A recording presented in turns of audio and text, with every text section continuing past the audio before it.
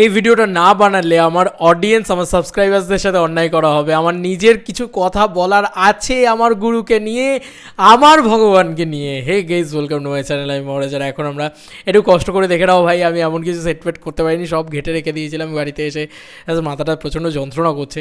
আজকে আর কোনো ভিডিও আসবে না, যা আসবে ইভেন্টের ভিডিও সব কালকে আসবে। আমার দরকার নেই ভিউজের। আমি সত্যি কথা বলছি, আমি যা পেয়েছি আজকে সেটা হয়তো মানে আমার মতন ফ্যান্সদের কাছে সত্যি হিরে সোনার রূপো কোটি কোটি টাকা দিলেও এই পাওনাটার থেকে বড় পাওনা আর কিছু হতে পারে না। তো আমি কিছু মোমেন্টের কথা বলি। এই ঘটনাটা, এই ড্রিমটা সবার থাকে। বিশ্বাস করো, সেই ছোট্টবেলা থেকে চোখ ফুটে থেকে এই মানুষটাকে দেখে বড় হয়েছি। এই সুপারস্টারটাকে স্টার বলে মেনেছি। আমি কোনো স্টারকে চিনতাম না, আমি কোনো সিনেমা দেখিনি, আমি কোনো কিছু জানতাম না। যখন থেকে আমার জ্ঞানও হয়নি তখন থেকে আমি দেখছি যে দেব অ্যাকশন করছে, দেব প্রেম করছে। তো এই জিনিসটা দেখে আমি বড় হয়েছি। তো আমাদের জেনারেশন ক্যান আন্ডারস্ট্যান্ড দ্যাট যে দেব কি জিনিস, দেব জিনিসটা আমাদের কাছে কি। দেব কোনো নাম না, দেব একটা ব্র্যান্ড, দেব কোনো নাম না, দেব একটা ইমোশন। তো সেই জিনিসটা, সেই মানুষটা আজকে আমি অনেস্টলি স্পিকিং তার সাথে আমার ফার্স্ট ইন্টারাকশন হচ্ছে, দাদা এন্ট্রি নিচ্ছে, দাদা পুরো আমার এইখানে, ঠিক আছে। তো মানে এইটা হচ্ছে তার সাথে আমার ফার্স্ট ইন্টারাকশন। তারপরে দাদার সাথে কোশ্চেন অ্যান্সার পর্ব হয়, হয়। তারপরে দাদার আজকে আমার দুটো যে স্বপ্ন ছিল, সেই দুটো স্বপ্নই সত্যি হয়েছে। আমি দাদার পায়ে হাত দিয়ে প্রণাম করেছি এবং আমি মানে সত্যি কথা বলছি, এই মানুষ এই ভগবানের চরণ আমি ছুঁতে পেরেছি। আমি যতবার জিদ্দার সাথে দেখা হয়েছে আমি জিদ্দার পায়ে হাত দিয়ে প্রণাম করেছি। এটা আমার একটা আলাদা ইচ্ছে বলতে পারো, এবং আমি এই দুজনকে প্রচণ্ড মানি সেটা বলতে পারো। তো দেবদাকে আমার পায়ে হাত দিয়ে কোনো দিন প্রণাম করা হয়নি। যখন ব্যোমকেশ হয়েছিল তখন দাদা আমাকে দিতেই দেয়নি, প্রণাম করতেই দেয়নি। আজকে দাদা যখন পায়ে হাত দিয়ে প্রণাম করছে না, দাদা পিঠের ভিতরে চাটাস করে এটা মেরেছে, দিয়ে হাসছে আর এরকমভাবে করেছে। তো দাদাকে আমি যখন বলেছি যে দাদা একটা ছবি তুলবো, দিচ্ছি 2 মিনিট, এই কথাটা আমি যখন শুনেছি আমার তখন ভাই আমি আমি জানি যে এটা বাঘাযতীনের প্রিমিয়ারে হয়নি, এটা আগে কোনো দিন হয়নি, সেই সেলফিতেই আটকে আছে। আমার ছবি তোলাটা একটা ড্রিম ছিল যে দাদার পাশে বসে ছবি তুলবো। দাদা হঠাৎ ইন্টারভিউয়ের মাঝখানে এসে বলছে আয় বস। আমি পাশে গেছি, দাদা পিঠে কাঁধে হাত দিয়ে, তোমরা দেখতে পাচ্ছ যে অলমোস্ট আমার মানে চুলের ভিতরে হাত দিয়ে দাদা এরকম ছবিটা তুলছে। আমি জাস্ট ভাবতে পারছি না। সেখানে ছবিটা আরও বেটার তোলা যেত, আই এম শিওর আরও বেটার তোলা যেত, কিন্তু সেই ছবিটা কিন্তু মানে যিনি তুলেছেন তাকে আমি শ্রদ্ধা জানিয়েই বলছি। তিনি ওয়াইড অ্যাঙ্গেলে একটা তুলতে পারতেন, এমনি একটা তুলতে পারতেন, এরমভাবে তুলতে পারতেন, কিন্তু তিনি আগে পুছে করে কিছু তোলেননি, দুটো পরপর ওরকমই ক্লিক করেছেন। তো যে কারণে দেবদার দেখবে এই সাইডটা কেটে গিয়েছে। তো এটা একমাত্র যারা ফ্যান্স না তারা ক্যান আন্ডারস্ট্যান্ড দ্যাট, যে কী লেভেলের ভালোবাসা আজকে আমি পেয়েছি। মানুষ দেব যে কি মারাত্মক।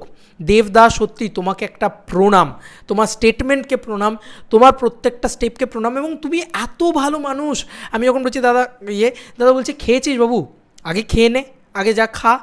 আরে এটা কে চিন্তা করে ভাই? উনি বাংলার অন্যতম বড় সুপারস্টার, উনি বাংলার সবথেকে বড় বিগেস্ট বক্স অফিস কিং। আমি যখন প্রণাম করছি সবাই হো হো করে চিৎকার করে উঠেছে যে হ্যাঁ দেব ফ্যান, হ্যাঁ ভাই আমি দেব ফ্যান, আমি বুক ঠুকে বলছি আমি দেব ফ্যান। তো দারুণ মুহূর্ত কেটেছে, বিশ্বাস করো। আজকে এই দিনটার জন্য আমি 2 বছর ধরে দাদার সাথে কাজ করছি, কিন্তু আমি আজ অবধি দাদার সাথে একটা প্রপার ছবি পাইনি এরকম পাশে বসে। আমি দেখতাম আমার বিভিন্ন বন্ধু পাচ্ছেন, বিভিন্ন সেক্টরে কাজ করেন তারা পাচ্ছেন, বা হয়তো মিডিয়া বন্ধু হিসেবে আমার অনেকে পাচ্ছেন। তো আমার দেখতে আমার ভালো লাগতো যে আমার কখনো হিংসে হতো না। আমার মনে হতো যে আমি জীবনের শেষ মৃত্যুর আগে এই একটা কাজ যেন করে যেতে পারি। আজকে আমার আর কোনো এর থেকে বড় পাওনার নেই। সত্যি কথা বলছি, আমার চাই না শাহরুখ খান, আমার চাই না বলিউড, আমার চাই না বড় কিছু। হ্যাঁ আমি পেলে নেবো না কেন সেটা আমি বলছি না, কিন্তু আমার যেটা জীবনের সবথেকে বড়, এই মানুষটাকে সবথেকে বেশি ভালোবাসি, ঠিক আছে। তো এই মানুষটার সাথে একটা এরকম ছবি, এটাই হয়তো আমার মানে একটা জীবনের চাওয়া ছিল। যাই হোক, সেই চাওয়াটা পূর্ণ করলে দাদা তুমি আমার স্বপ্ন পূরণ করেছো, তুমি আমার কেরিয়ার গঠন করে দিয়েছো, তুমি আমার এই চ্যানেলটাকে দাঁড় করিয়েছো। মানে দাদা না থাকলে আমি কিচ্ছু, নাথিং, জিরো ছিলাম, জিরো। আজকে যা করতে পারছি তার মূলত অবদান দেবদার, মূলত অবদান। এবং যখন দেখা হয় দেব এন্টারটেনমেন্ট ভেঞ্চার্সের ইচ অ্যান্ড এভরিবডি এত কোঅপারেটিভ, এত ভালো, কি বলবো। মানে এই প্রোডাকশন হাউসটা is like my next home. এবং এইটা কিন্তু কাউকে পোক করে বলছি না ভাই, এই প্রোডাকশনটার হাউসের উপরে আমার একটা অধিকার আছে যেন কেন মনে হয়। আর দাদা দেবদা কোথাও গিয়ে নিজের দাদা, এই জিনিসটা আমার মনে হয় দাদা সেটা ফিল করায়।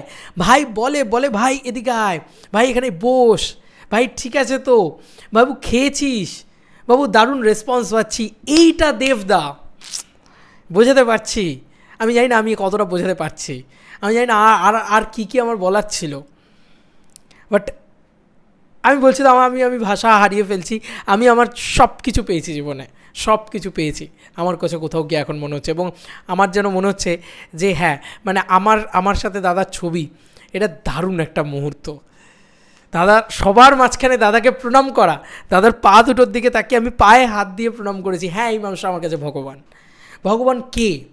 ভগবান যে যাকে তুমি দেখোনি, নাকি ভগবান সে যে তোমাকে তৈরি করেছে? আজকে মহারাজ চ্যাটার্জি ইজ নাথিং। মহারাজ চ্যাটার্জি কিচ্ছু না দেবদা ছাড়া। ইয়েস, এটা বলতে বাধ্য হচ্ছি, দেবদা যদি না সুযোগ দিতেন, কেউ সুযোগ দিত না। দেবদা প্রথম সুপারস্টার যিনি আমাকে সুযোগ দিয়েছিলেন। তো এই মানুষটা এই কারণে আমার কাছে ভগবান। আমি সিলভার স্ক্রিনের দেবের ফ্যান ছিলাম, আজকে আমি মানুষ দেবের ফ্যান। আর আমি চিরকাল থাকবো। আমি দাদার জন্য জান হাজির। হ্যাঁ বেটা, সত্যি কথা বলছি, মানে প্রাণ দিয়ে দেবো দাদা তোমার জন্যে। কিন্তু মানে এটা একটা অদ্ভুত পাওনা। এবং প্রচুর দেভিয়ান্সরা প্রচণ্ড সাপোর্ট করেছো, প্রচুর জায়গা থেকে আমি দেখলাম শেয়ার হচ্ছে আমার ওই পোস্টটা বিভিন্ন জায়গায় ইত্যাদি। তো আমার খুব খুব খুব ভালো লেগেছে, রিয়েলি ভালো লেগেছে, আমার ভীষণ ভালো লেগেছে। Dreams come true moment.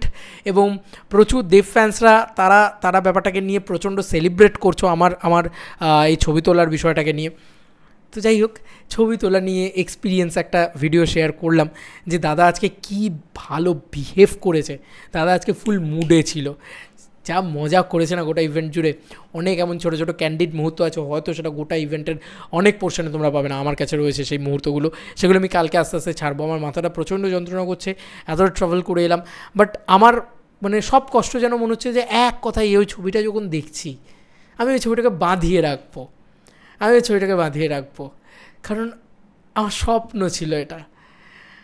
কী করে বোঝাবো, মানে আমার না just back of the mind সব চলছে ব্যাকে। দুই পৃথিবী, পাগলু, রোমিও, খোকাবাবু, ঠিক আছে, মন মানে না, প্রেমের কাহিনী, আই লাভ ইউ, ভাই চলছে এগুলো আমার মাথায় লিটারেলি।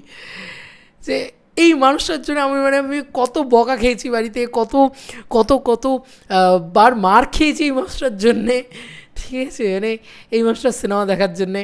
এবং কত মানুষের কাছে খিল্লি হয়েছি, লে ভাই পাগলু নাচ, নেচে দেখা। আমিও তখন নাচছি সবার সামনে। ভাই আমি বুঝতে পারছি না যে লোকে আমাকে খিল্লি করছে, লোকে দেবদাকে খিল্লি করছে। আমার ডাজন্ট ম্যাটার, দাদার গান নাচতে বলেছে, আমি প্রাণ খুলে নাচছি। যাই হোক, আজকে তারাও লিখেছে কনগ্র্যাচুলেশন। হয়তো এটার জন্য দেবদা তুমি জিতে গেছো, আজকে তোমার কোনো হেটার নেই। মানে দেবদা সত্যি তুমি একটা সত্যি ভীষণ ভালো মানুষ। আমি জানি না এই হাম্বেল কথাটার বোধহয় খুব কম ছোট একটা অ্যাডজেক্টিভ হয়ে যাবে দেবদার জন্যে। দেবদা এতটাই ভালো মানুষ, ঠিক আছে। এবং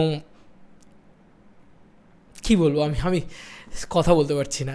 আমি জানি না এটা এই ইমোশনাল মোমেন্টটা কার হবে, বাট আমার জন্যে হিউজভাবে হয়েছে।